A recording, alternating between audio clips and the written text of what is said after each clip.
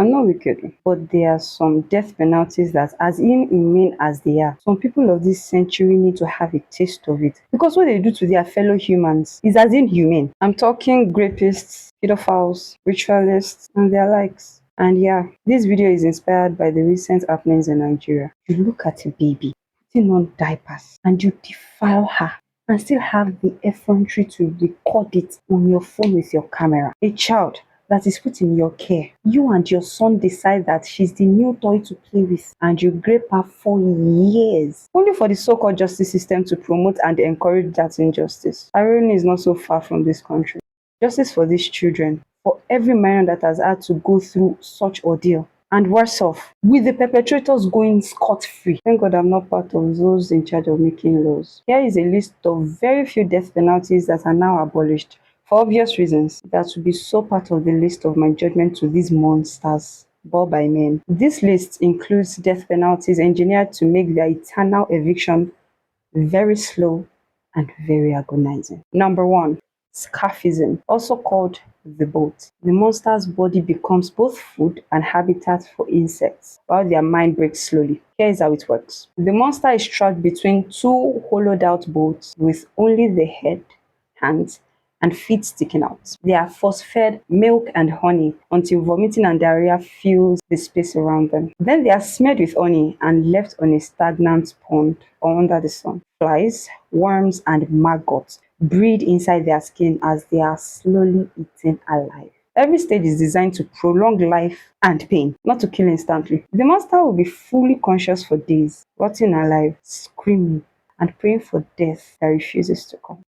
Number 2, drawing and quartering. This involves the dismemberment of the monster's body using horses, bulls, or oxen. Here's how it works. The monster's arms and legs are tied to ropes and attached to 4 horses, oxen, or bulls. The animals are then made to pull in opposite directions, northwest, southeast. You get my point. In this case, gradually. The tension would stretch the monster's body until tendons tear, joints dislocate, and eventually the limbs are ripped off completely. The person is usually kept alive while the pulling begins. After death, the person's body is displayed publicly as a warning to their colleagues. Number 3, the breaking wheel, also called the Catherine wheel. This is because of its association with Saint Catherine of Alexandria, a Christian martyr from the 4th century.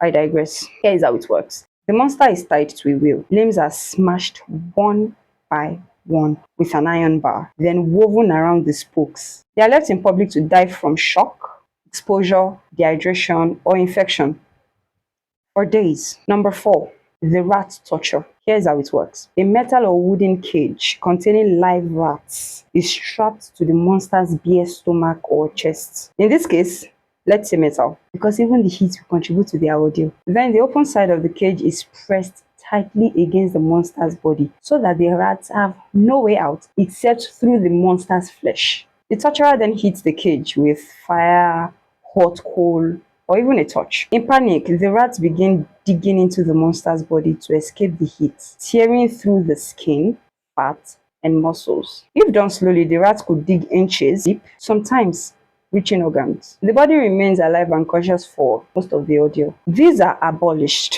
because they are very inhumane and they made the falsely accused make false confessions. Which of these are you getting to know about for the first time? And if you were a judge, which of these will you sentence what type of convicted offenders to?